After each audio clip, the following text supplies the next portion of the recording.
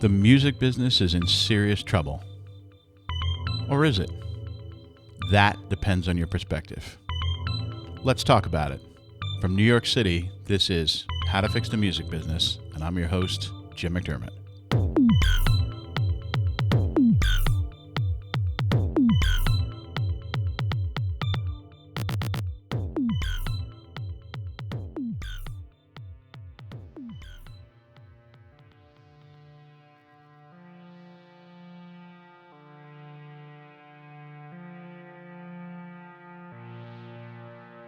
Vinyl junkies.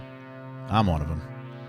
Possessing an opiate-like addiction for our preferred musical format, we embrace its inherent limitations and inconveniences.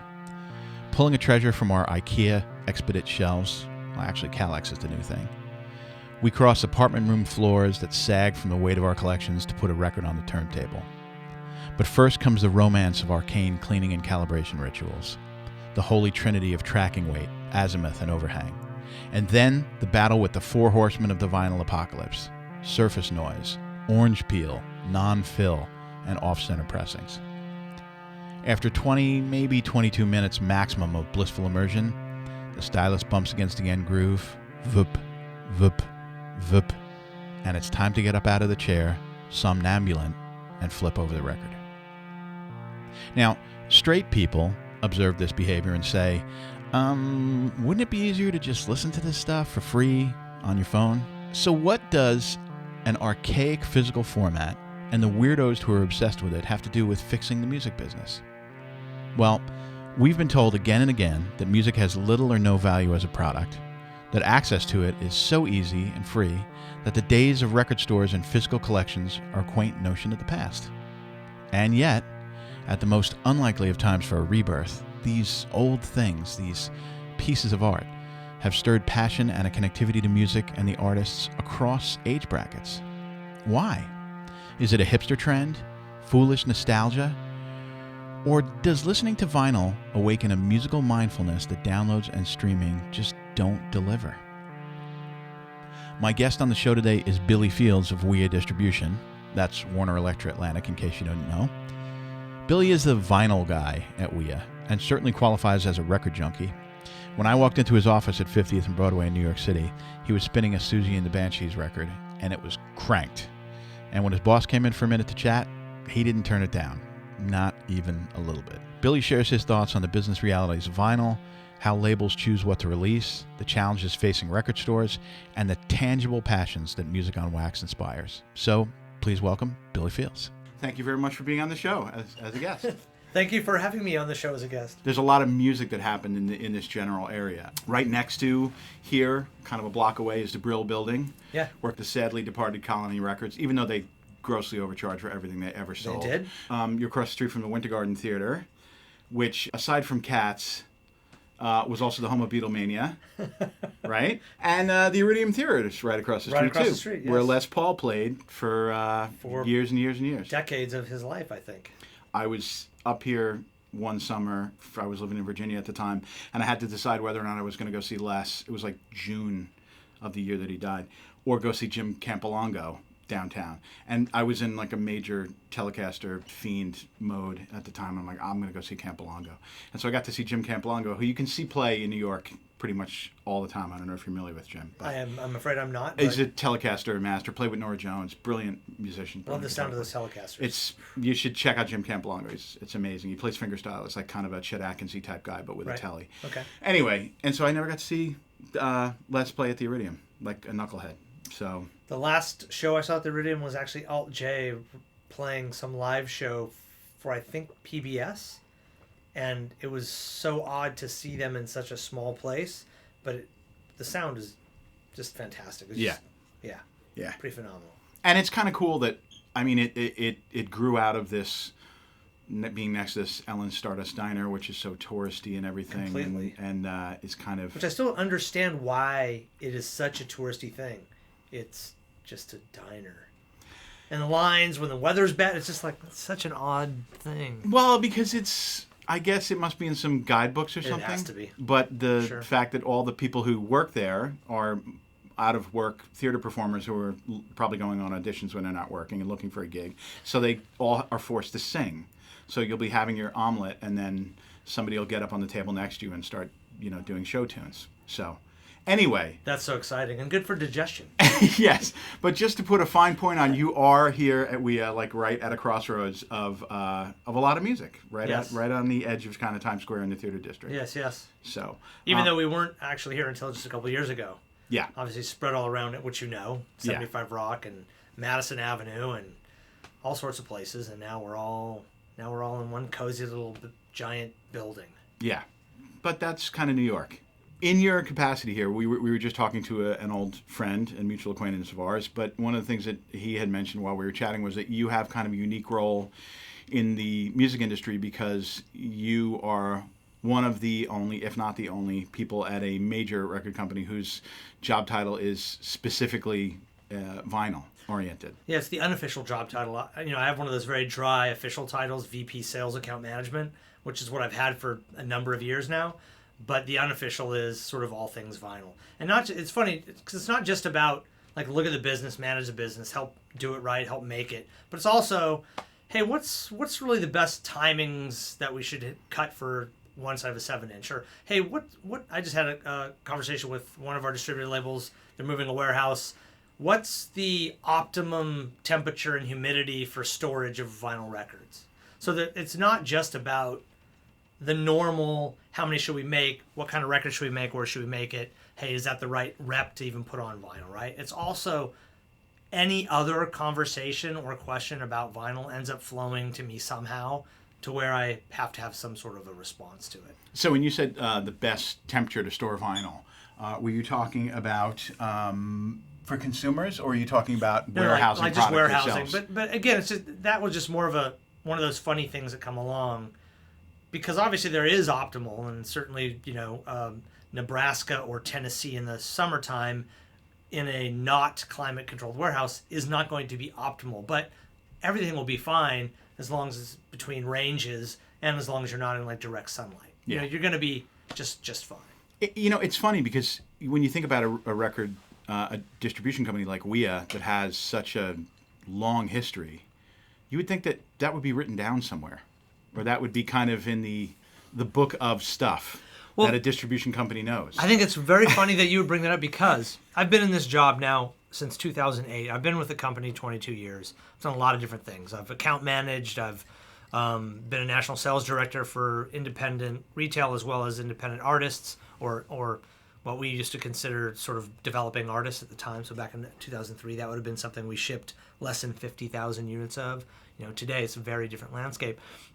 But when I came back in 2008 to sort of oversee the vinyl configuration, try to find some efficiencies, make this a real business for us, I equated sort of all the knowledge very much to the Dark Ages, the literal Dark Ages. Before the Dark Ages, humans knew how to build domed buildings. We knew how to do that. The Pantheon is that the right word, in Rome was built in 2 AD. Largest domed building in the world until like 1960. But Brunelleschi's dome in Florence was not built until the mid-1400s, something like that. In the intervening time period, we lost the knowledge how to build a domed building. So I use that a lot with people because while you have a lot of independent operators that make great records and have for the whole time, whether it's RTI out in California or even if you look overseas and look at what Palace has been doing, the record industry, these plants have been up and running since they were owned by major labels back in the 70s or even before that.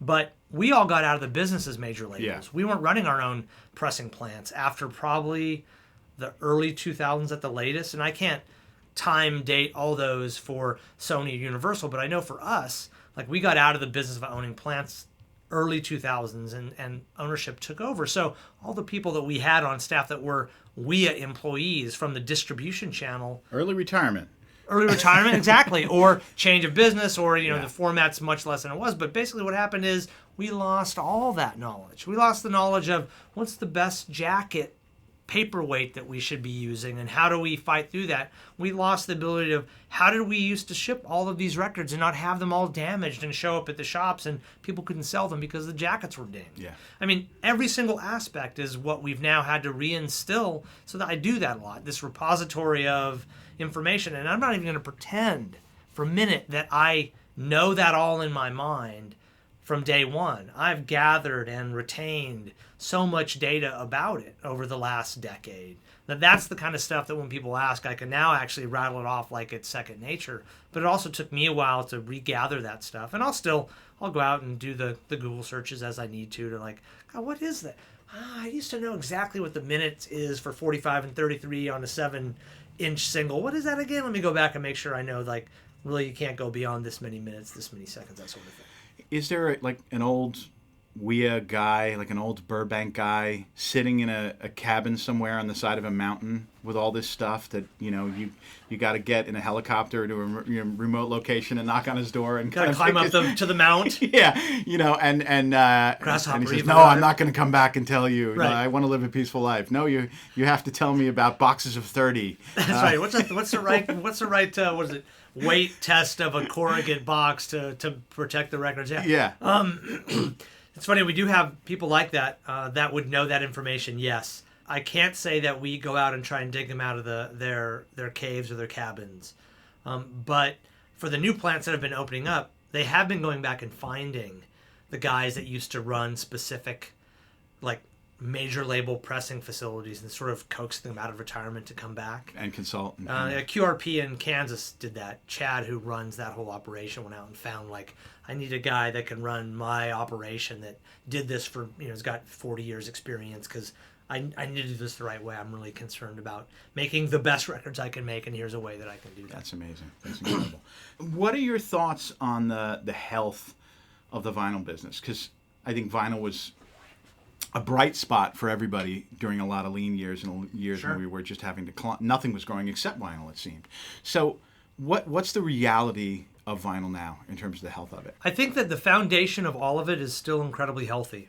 I think that the account base, both in the United States but also around the world, continues to sort of grow and expand. You're seeing vinyl being offered in places that 5 years ago they weren't available. I think you're going to continue to see that happen. I think that the meteoric rise of 30, 40, 50%, which happened basically in 2012 through 2015, I think that we're through like the big steep the incline. Hockey stick Exactly, stuff is kind of over. The S probably. curve, the hockey stick, that sort of thing.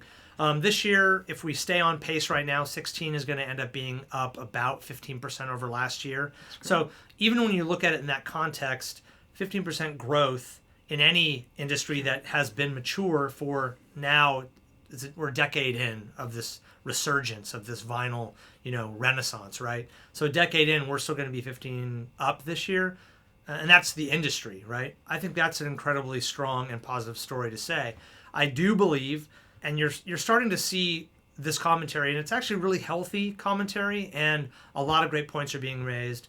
We're kind of having some fun with it on the socials with hashtags peak vinyl or peak stupid. Yeah. So are we really at peak vinyl, or are we just really now getting to the place where we're getting to peak stupid, doing things that we shouldn't be doing, too many color variants, too many versions, records that should not be reissued on vinyl but are. And for a lot of money. And for way too much money. And I think that, from our side of things, what we're always trying to do is look at the record that we're making, the quality that has to go into making that record to the level that it needs to be made, and how does that align with who the core demo fan is, so that we're pricing things appropriately.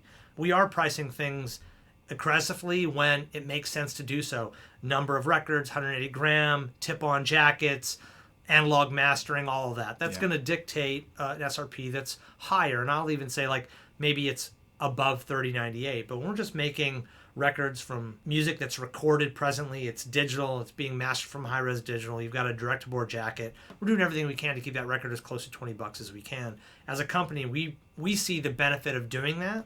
I can't say that every company behaves that way, because they don't. But I think that is the sweet spot to play in. You get a lot of unit movement for the things that you can keep close to $20, and then you can actually realize the benefit of rewarding a fan with a really beautiful record, even though that's going to cost you a bit more money. So the question I have as a collector, myself, of some of these reissues that are coming out when it's, let's say, coming from digital and it's maybe $30, it isn't like you can necessarily go to a record store to buy this, so you're probably buying it online. And if you're enough of a vinyl junkie, you might be buying it off Discogs. And when you buy it off Discogs and you search by the title, you can see the original pressings. It came out in the 70s. And in some cases, in the original pressing, which was full analog, you might be able to buy a near mint copy of it for less money than what a new reissue of a digital transfer is. So how do you guys view the whole kind of Discogs thing? And does that factor at all into how you release records or how you perceive the landscape?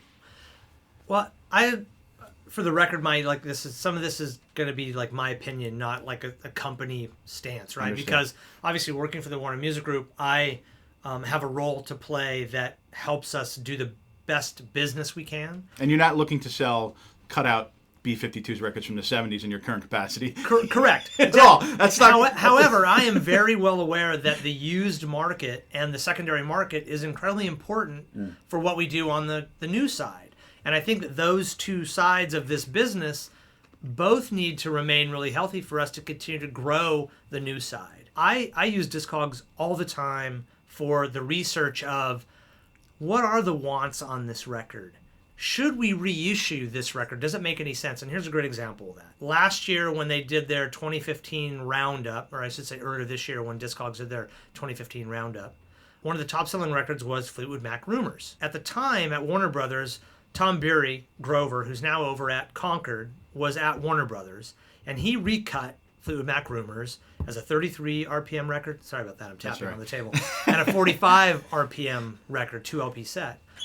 At the time when we talked to retail about that, they all thought we were idiots. That record's in every dollar bin and every record store across America. Why would you reissue Fleetwood Mac Rumors? And then they heard it. And we've sold tens of thousands of both the single LP and the double LP of that set. So there is, there's the aspect of finding that great all analog used record that's say $20. But it's so hard at this point to find that record that you want in the quality playback that is near mint. Yeah. So instead of doing that, there's a great trade-off that says, I'm a hunter, I'm a digger, I want to fight to find that record myself. I'm not going to worry about buying the new one because I want that original. Yeah. And you've got that segment of the business and the audience that's going to do that. And that's beautiful and brilliant, and that's what that is for. And then you've got people that are like, I'm kind of lazy but want to hear this in a really great package. I'm going to go buy it new. So there's definitely that tension between the two, but I don't think it's an unhealthy tension. I think it's a really healthy tension. Well, and then you have an alternate Tusk record for Record Store Day, which I might, I think I probably have an original copy of Tusk that's great, whatever. But then I see, on Record Store Day, what is this? And it's alternate versions, and it's in a nice package, and it sounds beautiful. And so it then, by cleverly going back and finding those nuggets that are unreleased, exactly, and you did a live album from that tour, I think, also. Yep. So it's been an interesting way to kind of, for me to buy records on stuff that I was like, well, I can't ever see buying anything new from this. I'll buy an old copy, but then there's new stuff to buy. There's another twist to it that you can go after. And I think that's when you talk about Record Store Day for just a second, I think that one of the things that it has really so helped and perhaps driven the resurgence of the format is having this outlet where you can bring those sorts of records to the market to turn people on to music that they're either really familiar with and this is a new way to listen to it, or in fact turning them on to something for the very first time. Yeah. And there's a number of favorites of those over the years that we've done. I really love that Rhino a number of years ago did the television live at the old Waldorf on LP. Beautiful package. It sounds fantastic. And it's a high demand record. You can go out and get that used, and I use air quotes that you can't see on this because it's a podcast.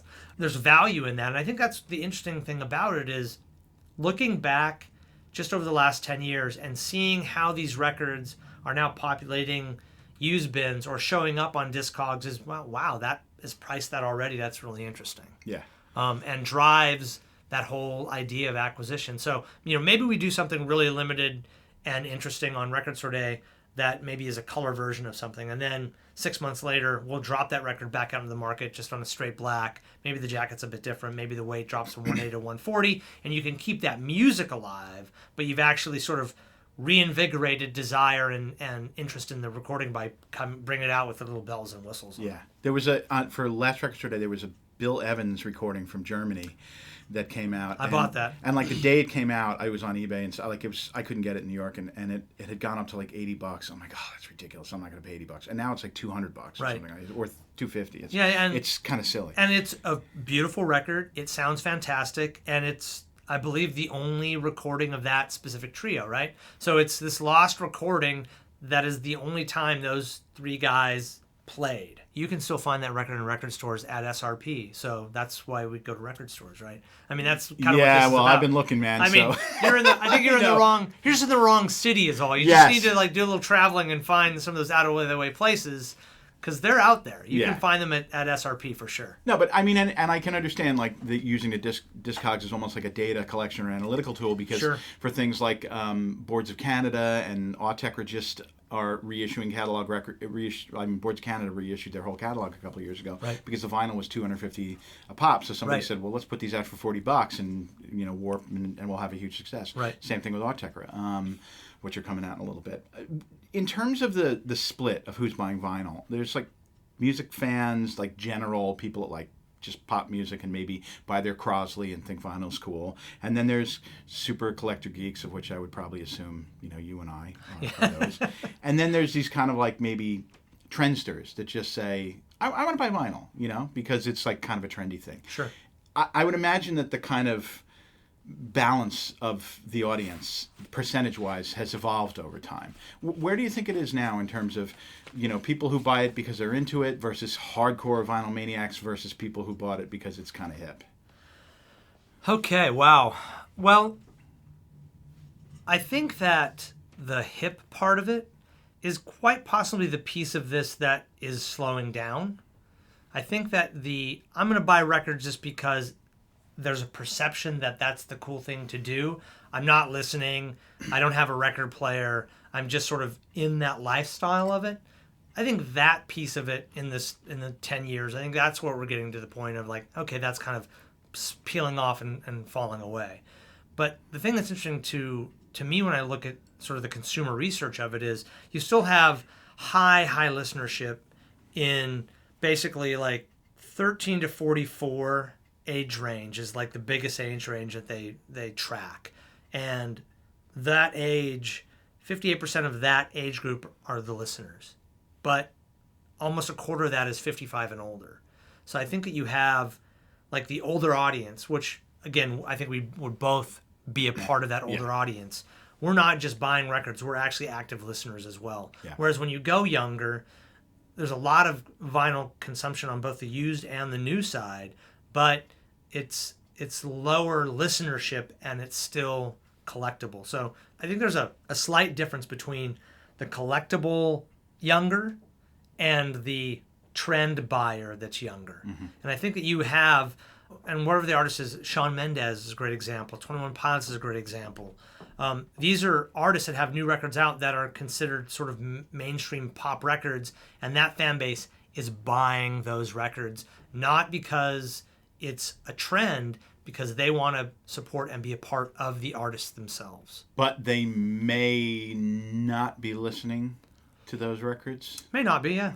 Absolutely. I think you still have the issue of how much turntable penetration is happening in the market. I think over the last couple of years, you can certainly look at a couple different metrics that you hear about in the press that turntable sales are still very strong, but there's also that backlash around some models maybe not being the best quality for playback, and you are now looking at, hey, what's going on with sort of those mid-tier turntables that are doing well, that they're seeing a higher sales velocity on now because people are saying, oh, I need something that's actually a bit better. And now you're seeing them, oh, now I'll get into playing more of these records because I'm not just playing my beat-up used records on this table that I have. I'm actually going to go ahead and invest and get a bit higher quality level. Well, that was the thing with vinyl. I think that everybody, I mean, I know I loved my records and knew every scratch and dent and broken up stem and whatever that was floating around on them, like by heart.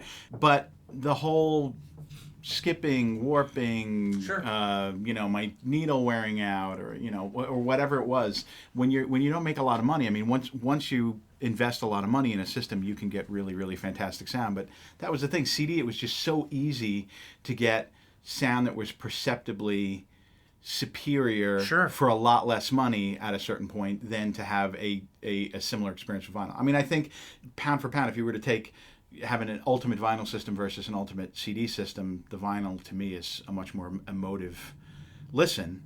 But I think people kind of maybe now have enough experience where perhaps they're saying, well, vinyl's kind of a pain in the ass a little bit. Some of the listening of it is kind of a pain in the ass. Sure. No, it absolutely is.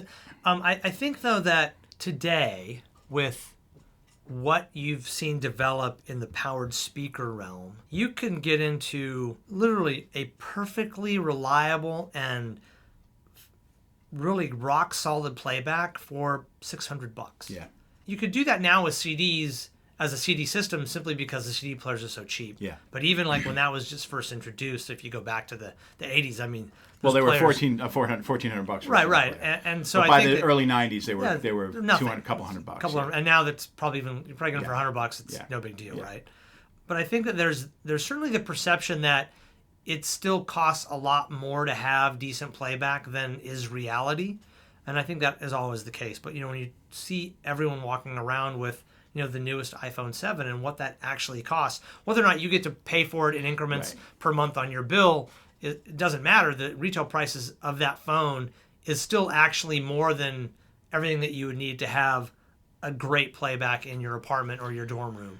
Right. But I mean, I think the thing about an iPhone is it's such an enabler of so many things in your life. Transportation, 100%. communication, Everything, entertainment, 100%. all this other Sure. stuff. And vinyl kind of takes you away from all that. And it's funny because it segue into a question about the kind of challenging aspect of vinyl and what's rewarding about that. Right before I came over here, I've got an ultrasonic cleaner for my vinyl. Right. And I just changed the water in it before I came over here. And the thing weighs like 50 pounds. Right. And then you have to empty it, and the water stinks, and it's got little bits of plastic and dust and stuff. And I'm like, this is disgusting. And my kid's like, what are you doing? I'm attaching this hose to it. It's like so arcane and weird and like almost kinky weird. Yeah, and it's very strange. Like, what are you doing? Yeah, and I was thinking to myself, because I had actually seen on your Twitter feed that you retweeted I think this book coming out called The Revenge of Analog or something. And I was thinking, what is it? Because I have a Leica camera, and Leica is, while all digital cameras are tanking, Leica's growing. Like, why is it that people like to be challenged now? There's almost this thing of like, well, vinyl's kind of a little bit difficult. It requires your attention. You have to be focused. It's not as user friendly. Leica's not as user friendly. Right. Why is it that people, do you think, want the challenge of analog now, after all this convenience? I think that you know the answer to that. The answer is that I know, but I want you to tell me. The things that are easy are not as rewarding. Yeah. And that's anything. I mean, that's like cooking a great meal is not simple, but when you do it and it's so rewarding because it tastes fantastic, it's worth all that effort. Yeah. Putting into your brain the knowledge that it would take to actually know wine has got to be, for me, a mind-numbing experience. But for those people that want to go through that struggle to have that reward, they're going to do it. I think that when you go through the process of anything that is analog, whether or not it's film or it's records, and here's where you get into that crossover conversation around, is the sound quality better? Is it actually a better experience or better sound quality of vinyl to digital or to film photography or digital photography? And inherently, I sort of reject that comparison. I think it's more about, well, what quality do you like better? Yeah. What do you like more? I can play a jazz record here in my office that places the players that are recording that music in my office, and I can feel the notes of the horns wrap around me. Now, I've listened to lots of digital music.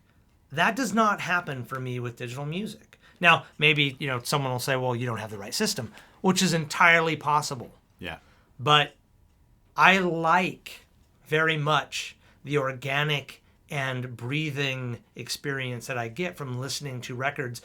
I get the same thing when I look at photographs that are film, or even older, looking at daguerreotypes or ambrotypes or like tintypes. Yeah. The depth and the aliveness of these images that are now almost 100 years old or more is so much better than what I see when I look at a digital picture. Even that digital picture printed on paper. Yeah. There's something that is more inherently organic and alive and human to me about that. And that's why, at least for myself, why I think that that's the more important conversation to have. Not so much, is it better, is it worse, but what is the experience that you want to have, and which of those methods of delivery give you the experience that you want to have.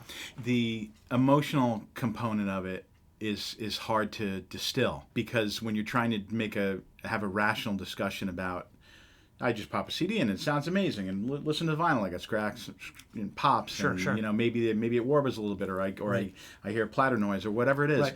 I think people look at all that stuff as flaws, but there's something about the listening experience when it's there that it doesn't bother me the way that it did when I was younger. Like when I first heard CDs, I'm like, it's totally clean. There's no clicks and pops. There's no nothing. It's just totally clean. Right. The sterility of it kind of, it's good to get back to the flaws of it for some weird reason. I mean, because we're all flawed. Yeah. I mean, it's the same thing. I mean, to me, it's you have to be present when you listen to vinyl, whether or not it's because the side is over and you have to flip your record, or it's because you actually have to place the stylus on the record at the start. You can certainly move around to tracks if you like. Obviously, anybody can do that. DJs have done it for.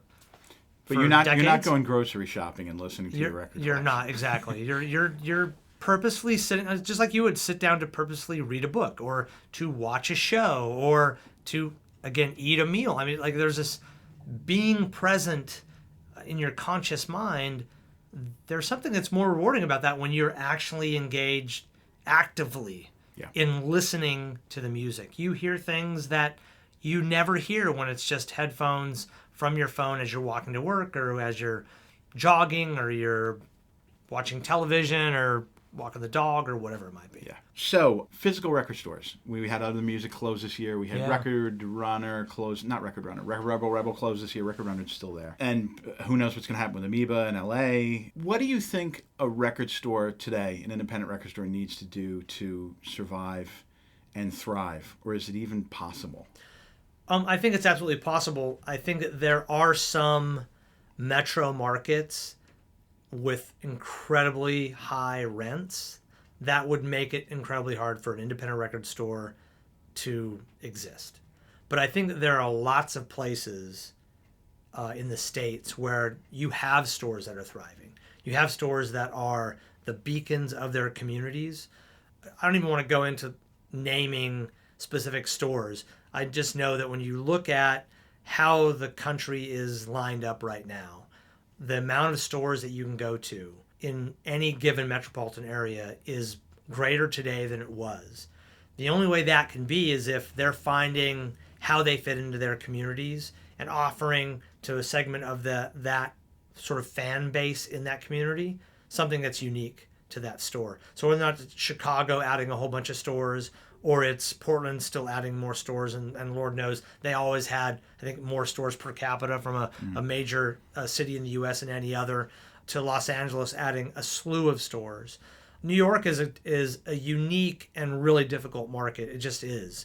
But even if you get out of Manhattan, there's been stores that are opening. There are stores that are thriving. There are stores that are actually looking at how they can grow locations, how they can grow inventory, how they can bring more goods in, both new and used, to satisfy the fans they have coming in.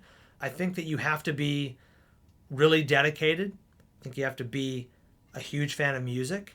And I think you have to be almost endlessly flexible to answer the demand of whatever that customer is that comes in. I don't think you can only be a record store.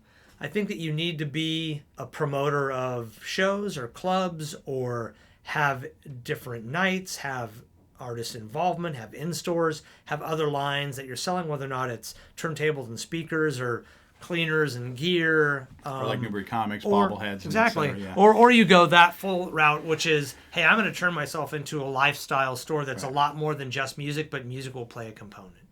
I think that those are all things that you see. I mean, Newbury moved to New York after many years of being just in Boston. I mean, they're in the biggest mall in Long Island. Yeah, I was out there a few weeks ago actually with my son and or one of my sons, and there were, I'd say maybe 10% of the store is vinyl, maybe 15, something like that.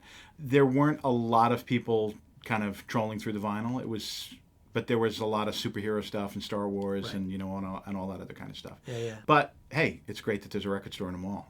There used to be multiple record stores in every mall. There used to be multiple record stores in every mall, exactly. And I think that even looking at malls, the things that have happened to malls in America over the last decade. I mean, just that whole idea is almost not working so well. So it does come down to, well, where is your music record store located? That whole crazy like location. How do you make sure you're in a place where you can thrive because you're offering something to a community that's large enough to actually really benefit from you being there? But man, there's so many great record stores across the country that continue to thrive in the face of streaming and digital and Amazon and big boxes. And I'm not saying that Amazon by and of itself is some bad influence. It's just a matter of they have made it very convenient to get anything from wherever you are. So obviously, a local record store is competing with that convenience and that ability to get something delivered right to your door, whether or not you're in your office or home. So those stores have to even be better. Yeah, it's funny. I've actually bought stuff on Discogs from stores. Like there's a store in Missoula that I can't remember the name of for the life of me, but that has good electronic music. I bought stuff from Bull Moose on Discogs. Right. Because Amazon didn't have it because it was an import or something like that. And they delivered it at a decent price. But then it's funny because I'm buying from those stores, from an indie retail store in God knows where I never ever would have transacted with them in the old economy of music. It's a great example. I was when I was down at South by Southwest, I had walked into Breakaway and found a couple of jazz records that I was like, man, I should have picked these up. I don't know if I should. No, I'll leave them there. So I left and was like, I'm an idiot. I should have got those records. So I actually called the store back. And one of the records had actually sold in the time between. So basically from like a Saturday to a Monday, one of the two were gone. The other one was actually still in the bin. And he's like, look, it's a lot easier for us in the shipping side if you just go into Discogs. So I'll load it up. Just go ahead and go on Discogs and buy it from me. Yeah. So it's like, perfect. So he loads it up. I go buy it. 2 days later, I have it. It's beautiful record, Joe Newman record. Sounds great. It's in great shape. I get to support the store that I still bought some records of when I was there, but I still get to support the store, and you can do that all the time. But I mean, because I know so many stores personally, and I know the guys who own the stores, I mean, I see Instagram posts. I'll just, hey, I think I need that. How much? And we'll transact. Yeah. My local store is Dark Side Records up in Poughkeepsie because it's the closest store to where I live because I live outside the city a bit. So I'll see something and be like, hey, could you please put this on my pile? So the next time I go in, I've got like a pile of records that I've been actually having them set aside for me. I can just pick those records up because I know those are the things I want. And I have a way to do that. And I get to support this store that's a great store that has open mics and a podcast and all sorts of events and a huge store and keep it local.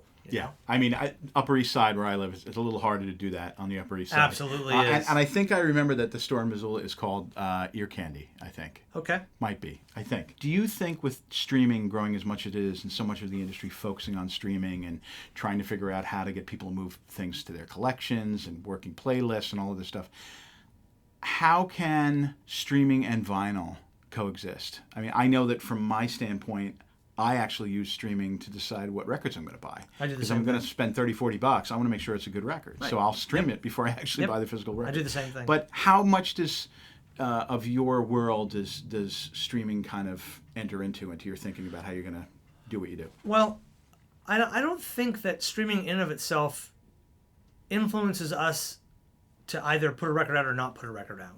I think that what we recognize is there's an incredibly strong correlation, like you've just described, of people that stream music and then buy vinyl. I do the same thing. I load up new releases. I go through the records. I spend time with them. I listen to them. It helps me determine who I have Dark Side set aside for me and put in my stash so that when I go up there, I can buy from them. Yeah. I think that because I think right now it's 2 and 3 vinyl buyers stream music and 7 and 10 stream video.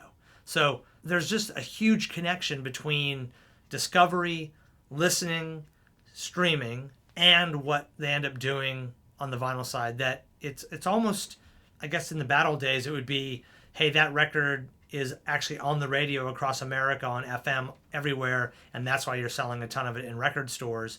This is just the new mechanism to actually turn people on to more music than they could ever listen to on radio, and it lets them pick and choose and decide, hey, this is where I'm going to put my money down. Okay. So we see it as, how do we better connect the people that want to buy records and the people that stream, and the converse side of that, which is the people that are streaming that maybe would want to buy records. How do we work on that marketing and connective tissue building to keep that bond strong? And I guess some of the way you could do that in places like Spotify is with Spotify offers. You could have vinyl when you go into offers where people could click there and go over and I'm not buy happy vinyl with direct. that whole experience as far as like what it actually is today. Yeah, it's not But great. there is a roadmap there for something that could be really dynamic and very cool. Great, cool. But I guess nothing they're ready to talk about yet. I mean, on our side, I know that what deals are in place now and what that offer looks like presently, and it's very hard to quantify. It doesn't make a lot of sense for us. There's not a lot of control. There isn't a lot of ability for us to really put sort of the right stuff in that offer. We can certainly partner with Spotify in lots of ways, and our team does that around how they target users and say, hey, this is new music that's up for streaming and check it out. I think that the next wave of that is, okay, so how do we continue to develop this to actually fully bring the two sides together? All the independent retail had a coalition-wide meeting down in Baltimore in the last week of August. And one of the things that we said to them when we stood in front of them was, we all have to accept that we are living in a digital world, and we're selling records in that world. We're selling not just records, though. We're selling records and CDs. We're selling physical music inside this world that is absolutely tipping to digital.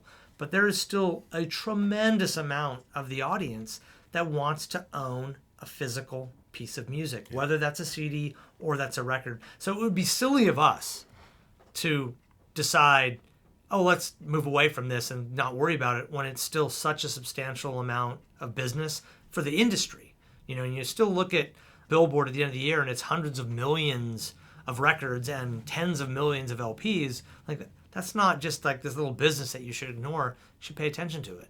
Yeah, I mean, vinyl was what, $400 million last year or something like that? I think 422 was the retail amount that RA assigned to it. I'd be happy to just have my little $400 million business that I work in. I mean, everybody now wants everything to be multiple, $20, $30 billion business. Right. But you know what? I'll be the guy working in the I'd be happy just to do. Well, I think it's funny about that, though. Like, if you look at the RIA number for the U.S., and they're looking at, that's the retail value, so the SRP, right? So $422 million.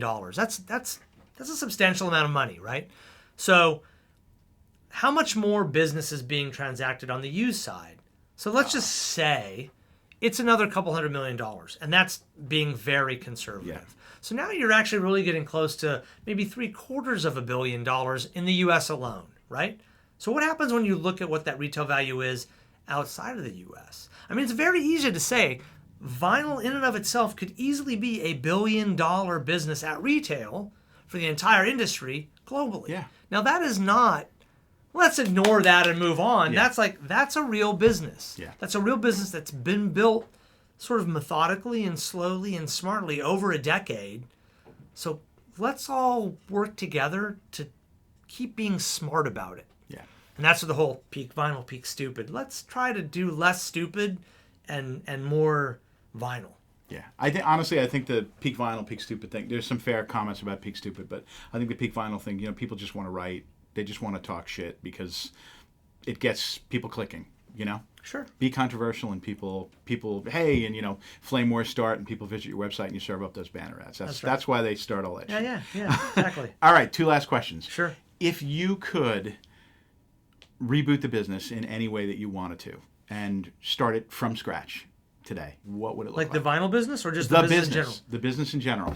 Or the vinyl business, whatever. Just if you could wave your magic wand and just say, here's what I want everything to be, what would it be? Man, that is a huge... I don't think I'm prepared to answer that just off the cuff. Let me think about that for a second. I mean, look, I think that in this day and age, looking back at the history of the music business, I would love to be able to reboot a business that makes royalty accounting transparent, that makes metadata completely clean and usable across all platforms so that nothing goes into some funny bucket somewhere that someone doesn't get paid. I am married to a creative artist. I would want to make sure that above anything else, that the creators of this fantastic music that has driven the business for 60, 70, 100 years, I mean, if you go all the way back, 100 years, well, let's make sure that they're getting the fair share of the pie that they would get. So if we could rebuild the business so that would be transparent and simple, that would be the only thing that I would feel most passionate about, saying, like, let's do that differently. But I mean, I think that couples exactly with the idea of metadata, the idea of how that information gets into the stream. Because, we're not rebuilding the business when it was wax cylinders, we're rebuilding the business now. So certainly having clean, concise, global metadata that is 100% accurate, that would go so much towards the first point I'm making, which is that makes it a lot easier to be completely transparent and making sure everyone's getting paid. I mean, the music industry had to deal with really incredible disruption before most industries did. 100%. And we're finally back to a place where we're starting to have growth this year, and it's taken 20 years for everything to get to a place where people are comfortable with the way things are going to work and the business to be changed. And yeah, the industry was dragged kicking and screaming to it. But I think the music industry has done that. Not perfectly, but there are a lot of other industries that are still yet to follow that are being heavily disrupted. Yeah, absolutely right. So perhaps the music industry is going to be one of the first industries to have the disruption bring about that transparency in a way that will be the way that all businesses do business going forwards, and to have that accountability be built on the backs of maybe guilt for how things were done in the past, but that'll help make things cleaner in the future, hopefully. Okay, last question. Yeah. Give me a record that people should go out and buy right now. Wow, right now. A record that people should go out and buy right now. I love this record by the fantastic Negrito called The Last Days of Oakland. I found it on Spotify. For whatever reason, I love it. I think it is just a fantastic record, and there's a lot in it. There's a lot of politics. There's a lot of like current today going on in it. The record actually, I think, came out. That's one of the records in my stash up at Darkside, actually, because hey, this came out. Put that aside, please. Cool. That's one of those ones that I really, really want to get. The other record I think that this record for me in the last 5 years, I'd say, is the most challenging and rewarding record that I've listened to. And that's Benjamin Clementine. He won the Mercury Music Prize in 2015. I just don't think that it really made any headway in the States whatsoever. It is just such a phenomenal record. This is my taste and what really touches me. But those two records, and they're not at all the same records, those are two records that everybody should actually go out and spend some time with. And I should say, just not to be a total company shill, neither of those records are records that we distribute or sell. They're just records that I absolutely love. I have records that we distribute and sell that I'd love to talk about. But well, you better mention one, otherwise corporate communications isn't going to let me ever interview anyone here ever again. It's just not the question that you asked me, that's all. All right. Well, thank you very much for coming on the show. And thanks for having me. What are you going to listen to when you go home tonight? Let's see. I usually end up sleeping a bit on the train, so if I don't sleep, I need to get caught up on a couple new things. So I really want to listen to the new Leonard Cohen record. I really need to listen to more of the most recent Tegan and Sarah record. I've not spent enough time with that record at all. That's one of ours. Wow, there's a number of things that are in my queue that I've not spent enough time with, to be honest. There's the All Allah's record that's on Innovative Leisure that I got to listen to more of. Geez, there's all kinds of stuff. There's so much great music out now. When it's people say that music impossible. isn't as good as it used to be, I want to just thrash them. Yeah, it's not true. It's just so not true. It is much harder to get turned on to the things that are great. I think that's the difference. Is that you're left to your own devices. You got to rely on your network of people. Like, hey, what are you listening to? That's what I use record stores for. That's invariably the question I ask before I leave the store. What are you guys into? What are you listening to today? What are you guys really loving? Well, but it gets back to what we were discussing earlier. When you have to put a little work into it, it makes it that much more rewarding. Exactly. All right. And on that note... All right, that'll do it for this episode of How to Fix the Music Business. I'd like to thank once again our special guest, Vinyl Jedi of WEA, Billy Fields. Thank you for coming on the show. And quick shout out to my former colleagues, Joe Birdie and Steve Corbin, who I got to see when I stopped by WEA. Anyway, thanks for listening to the show. And if you have any questions or comments, please hit me up on Twitter at the Trickness. That's at TheTrickness. Would love to hear from you. Take care, and no matter how bad things may be, put on a record. You'll get a little bit better. A little bit. Take care.